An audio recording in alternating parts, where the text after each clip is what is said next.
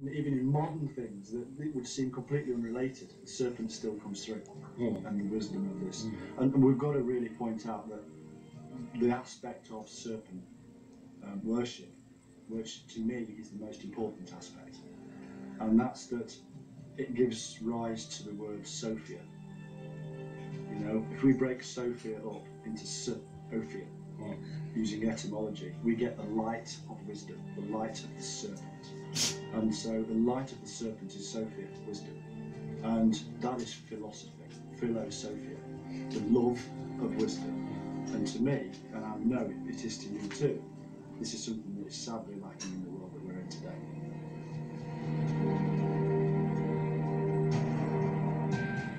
Now, we've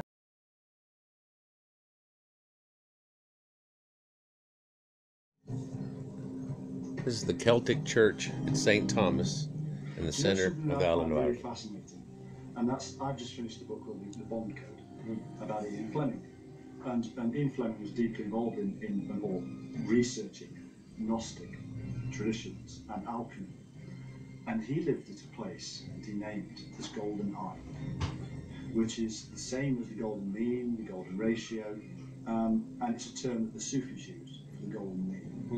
The golden eye, it reveals the eye of Ra.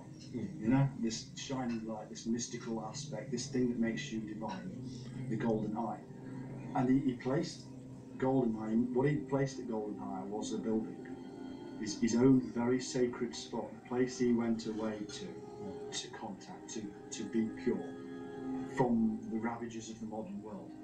And within that very place, we have people like Noel Coward who stayed there, saying what an awful place it was because there were serpents all over the walls.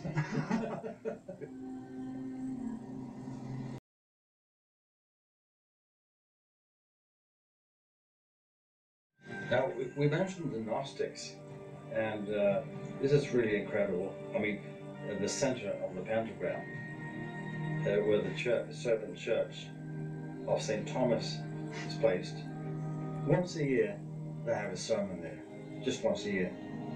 And the date that they hold this sermon is actually on the 2nd of July, which is the day of St. Thomas, the Gnostic saint, brother of Jesus.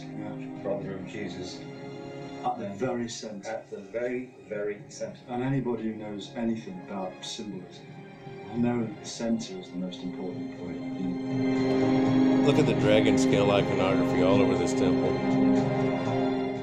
As you know, pentagrams were often placed within circles. And so, I was very intrigued to find that one was able to place a circle around this one as well, using the Gnostic St. Thomas as the center. But what was even more exciting, frightening, I don't know what to call it really, but when I measured the circle, I found that the circle had a circumference of 666 miles. And I might point out, as you will see, that one of the pentagram legs sticks out from the circle. And that was, or they did this in order to open the circle so that the souls could get in to the kingdom of God.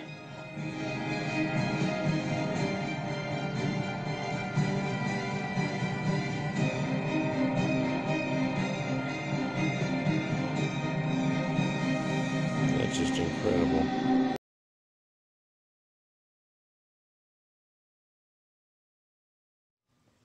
So here's the origin of a pentagram. Every conjunction point makes a dot. Every conjunction point after that makes a line. Now the Sumerians had the sun as the center of the universe, or center of the solar system. And this is where you're seeing this model is from. This is the Sumerian model and how they came up with this. This is Venus inside of Earth's conjunction and how they see it as the morning and evening star and the correlation that they have over an 8-year period. Actually 8 years in one day. Here's the way it would look from the top. as you see these conjunctions form again and align. Each time it comes around and makes a conjunction, you get a line. At that conjunction point, you draw a line to the last one you had, and you end up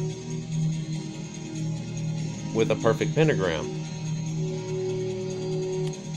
The reason it took so long for people to get out of the idea of the Earth being the center of the universe is because of what comes here. You can see the moon spinning around, and how now we get an internal version of the same thing, not off the planet but off of us. And this is making a spirograph program. Remember a spirograph when you were a kid, how it rolled around and made different lines?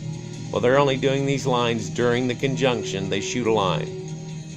And if you'll look, each one of these is arc seconds,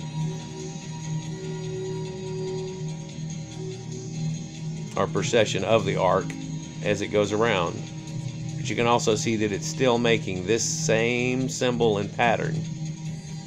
And this is us floating through the solar system, or floating through the galaxy, doing our major orbit, not the 1 year orbit, but the long orbit, and how it slowly would spin through the precessions. Okay? Now in a minute we're going to see how if you put the Earth at the center of this, how that would instantly change everything, but it doesn't.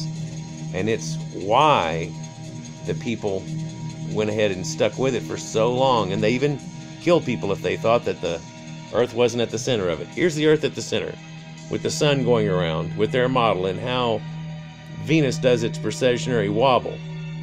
And every time you have this wobble in relation to us, in relation to the sun, you will get this exact same representation.